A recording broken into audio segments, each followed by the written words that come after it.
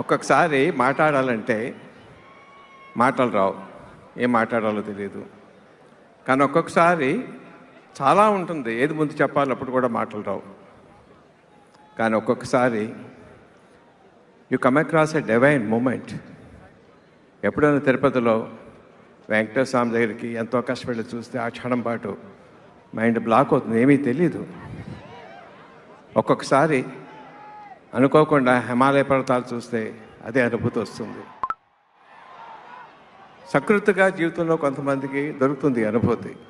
But ఈ cinema తాలూకు ఒక యాక్షన్ 30 నిమిషాలు లెంత్ ఉంది. ఆ యాక్షన్, అది యాక్షన్ అన్నా, కథ అన్నా, ఆవేశం అన్నా, ఎమోషన్ అన్నా తెలియటం లేదు నాకు.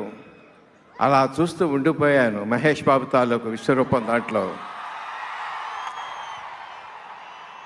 ఒక క్షణం కాదు, 2 క్షణాలు కాదు. అదా డబ్బింగ్ లేదు, వెనకాల సీజీ లేదు, రీ రికార్డింగ్ లేదు. అయినా సరే మంత్రముగ్ధులు చేసి కట్టి పడేసింది. అది నన్ను మర్చిపోలేను. మీరు కూడా అనుభూతి పొందుతారు.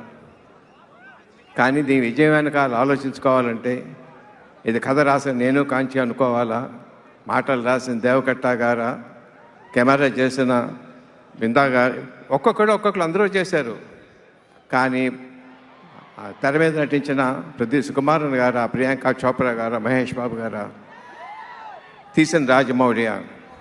కానీ అది కూడా కాదు. కొన్ని సినిమాలు మనుషులు చేస్తారు, కొన్ని సినిమాలు దేవతలు చేయించుకుంటారు. అనుక్షణం రాజమౌళి గుండెల మీద హనుమ ఉన్నాడు.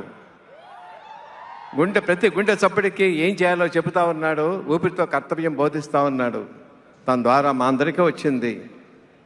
రాముడు సారథి కడితే ఉడతా సాయంగా ప్రతివాడు ఒక రాయి లాగేశారు. అలా రాయి వేసాడు అంటే అదృష్టం మాకు వచ్చింది. దానికి ఆ హనుమకి నేను కృతజ్ఞత చెప్పుకుంటున్నాను.